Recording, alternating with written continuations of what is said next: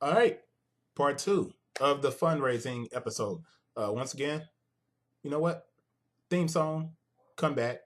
Let's get it rolling because we have another good question and I want to dive into it. So, theme song.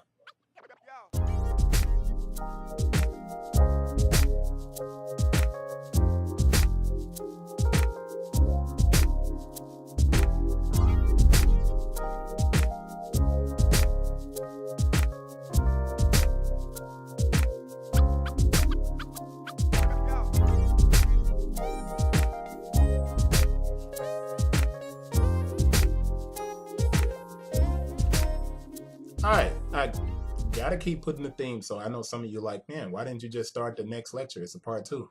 The theme song is a part of the branding process, and I've been working with Brandon Meeks for a while, and talking with him, helping him with the website and stuff like that. And he was gracious enough to let me use his songs, and I have to put those in there because that's my way of building community.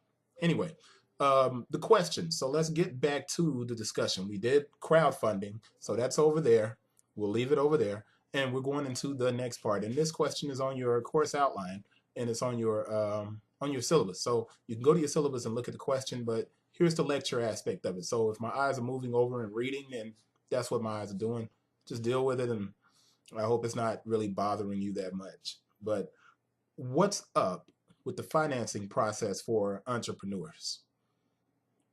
The financing process. The way I phrased that question was based on another discussion that I was having with someone. But when I was creating the course outline, the reason I put that in is because everybody tries to figure out how they can fund what it is that they're working on. And like I said, when I wrote the book, F Speeches and Inspiration, the goal was to tell you how to do it by building a business from zero. But there has to be a discussion of the financing process because we watch Shark Tank and we watch The Profit and we watch Restaurant Startup and all of these different shows, and we see people get funding for things that are possibly in the beginning stages, or sometimes it's not even finished yet. And we see people get funding, and in our heads, we ask ourselves, why isn't that us? Well, what we have to do is look at the financing process. So there's no science. There's no science to financing. If you make something great, that doesn't mean you're going to get any money to make it. If you have a proven concept where you make hundreds of thousands of dollars, that doesn't mean that someone is going to find you and back your project. And even if somebody backs it, you're going to run into situations and problems where possibly you're going to need more money and more money. I mean, there's just no science to the process of being financed as a small business person and an entrepreneur. There's no guarantee in the financing process. And the process varies from every individual starting a business. No one way that, even if I explain my situation, is simply me explaining my situation. No one way will work for everyone. So there's no blanket solution that you can throw over it and cover the problem. But a good business plan with a monthly projection is a good way to begin working on the financing process. Because if you have an understanding of how much you're going to need, you can kind of soften the blow if you hit a stumbling block, right? You can get an idea of how much it will cost you to get started, and then you can work out the details of your financing process, which takes us to the next question. All right. Well, the next few questions. What makes a good business plan? And do you really need a business plan? Do you need one? Yes. Even in some books I've written, I've said just get started. Right? But you need a business plan. I've gotten into the habit of saying just get started. Just do the work, just get started. But the reason I say that is because people will start on a business plan, and they'll work on the business plan, and they'll work on the business plan. And what you'll find is that you never get anything accomplished. You're never really doing the work that it takes to generate any revenue, because all you're doing is working on a business plan. It's like people who call meetings. You can have a meeting, then you can have another meeting, and then you can have another meeting. On the back of this book, I even think I wrote, F meetings, do the stuff, and that's a quote from my son. Do the stuff, man. It's right. Just do the work. But the business plan is important. The business plan is water. All right. And like Bruce Lee said, be water, my friend. And what he was saying was you have to be able to adapt and move and change as things shift. The business plan is fluid, and it grows like a weed. You can go outside one day and the weed will be this big, and then the next day it's like this tall. And you're like, hell, that's a big ass weed. It's unpredictable and changes according to the day. So the business plan will give you some clarity. And a good business plan can help you see the potential issues that may come up down the road. It may not help you avoid the issues. I'm not saying that it will, but it's better to check every issue off and then keep on pushing. So if you have a good business plan, what happens is you're more prepared for any issues that might come up, because in a business plan, you're required to ask yourself about competition and everything else, right? So the next section of our lecture in regard to the business plan and fundraising and all of this is to perform financial analysis and plan as applied to startups. Now, in a good business plan, you should have an analysis of all costs involved. In this statement where I say perform financial analysis and plan as applied to your startup, it's wasted language. I almost should take that out and just go right to the perform financial analysis. And I think that's what I'll do, because that part is not needed. And it's okay for me to take that out and say it's not needed. Hopefully you get what I'm saying. You need to perform a financial analysis. If you've completed a business plan, then you've looked at your competition, you've looked at your market, and you've looked at your avenues for distribution, and you've looked at your potential risk. That means that you've sat down and you've looked at every part of your business and the businesses that are already working like yours, and you can start shaping your business plan around it. So your financial analysis in regard to what I'm saying on the lesson plan right now is looking at your market and understand all of the different things. If you ask me anything about the shoe market, I can tell you almost anything about the shoe market. I know my market as well as the back of my hand in some instances. I mean, I can answer almost any question about the shoe market, but I have to be well versed in what I'm doing because there's a lot of money at risk. All right. So let's get into the next part of the lecture and try to wrap this up as quick as possible. The next question says, discuss private equity investors, for example, angels, VCs, vendors, startups, Debenture Shares, P2P Lending, SBA Loans. I won't go into great detail in regard to this because I think that's better left for people who've actually been able to work with an investor.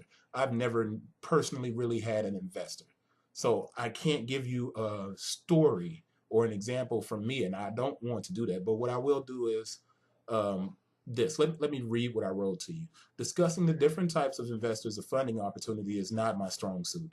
I have used loans. I did do a debenture share as well as set up a type of small hedge fund while starting my business. I've never had an angel or VC, so I can't explain funding rounds and shares. All of that is not for me to do. I do understand the terms, and I've studied in detail, and I can tell you to take your time and study them as well. My major point of advice, my major point of advice is not to assume you aren't ready or capable of taking on an investor. Now, I bring this up because there's a shoe company that recently got a $2.7 million funding round, and I keep bringing it up. And if you go to the ARC website, you'll see an article I wrote where I talk about it. Now, they did a Kickstarter. They raised a lot of money on Kickstarter, and then they kind of disappeared. The name of the company has changed, but they hooked up with a small venture capital firm, and they had a $2.7 million funding round. And in my head, I'm like, whoa, I've never seen these guys sell anything. I haven't seen the shoes on any websites anywhere. There's no record of any sales. I don't know anybody that owns a pair. I don't have, you can't really see anything with the social media because they've changed the name of the company. I know if you go to the Kickstarter, you can see some negative feedback. But in my head, I'm saying, how in the world did they get a $2.7 million funding round? Well, that's not really the question that I should be asking. What I should be looking at is the fact that there's no guaranteed time for you to find an investor. Sometimes some investors will invest off of a gut feeling or an emotion. You can have proven sales and everything else, but there's no set time. There's nothing you can do to guarantee that you're going to get funding, right? I've seen people who haven't proven concept get money. Your job, and this is what's important out of this section right now, your job is to make sure you have enough of an understanding of your business that if you're asked any questions about your business by an investor or someone giving you a loan or someone giving you assistance, that you can answer any question and show your depth of knowledge. That's the most important thing, is to understand your business. In other words, focus on you. Don't worry about what's happening with them. Now, I have a tendency to worry about what's happening with other businesses, but I shouldn't do that, and neither should you. So let's get into what I did. I did a hedge fund. When I set up a hedge fund, I agreed with the client on a set amount of a return on their funds. I guaranteed my client a 10% return in 6 months. I actually delivered the client a 16% return in 5 months, which is incredible. All right. A Debenture share, which is another thing that I've done when I was first starting my business, is basically asking people for money and guaranteeing them either a portion of the company when it grows or a return of their original investment. I did this, and what happened was, when I lost money on my business in the first year, Art, the shoe brand, not the online shop, when I lost money in my first year, I said, you know what? I can't play with anyone's money. I took the money. I met all of my investors in New Orleans the next year, and I cut them checks for the original amount so they all got their money back. Whatever you decide to do in regard to investors and VCs and loans, whatever you decide, make sure you are capable of giving your clients, family members, investors, VCs, angels, whoever, make sure you can at least give them their original funds back in a specified time period. All you have is your name. And once you tarnish that, you're almost always finished. You're done. Keep your good name. That's the most important part. So as far as knowing what equity investors are, or angels and VCs, do your own research. Look that information up. What I say is be prepared. If someone walks in the door today and say, hey, why should I give you $100,000? What you need to be able to say is, because last year I made $700,000 gross. The reason I don't have any profit is because I took out some loans that were poorly structured loans. If I had that money back that I spent on loans, I would have reaped a 25% profit on the money that I earned last year, which means that you would have gotten a $30,000 check. Answer the question as firmly as possible. Do not stutter, do not stammer, do not guess at what your return of investment would be. Know your business. That's what's important. That's the biggest issue. I hope you guys got through both of these videos. That's it. I'm done.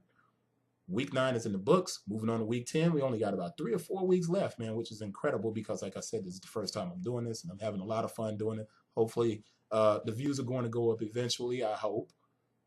If not, maybe in time somebody will catch on to this. But I appreciate those of you who are watching.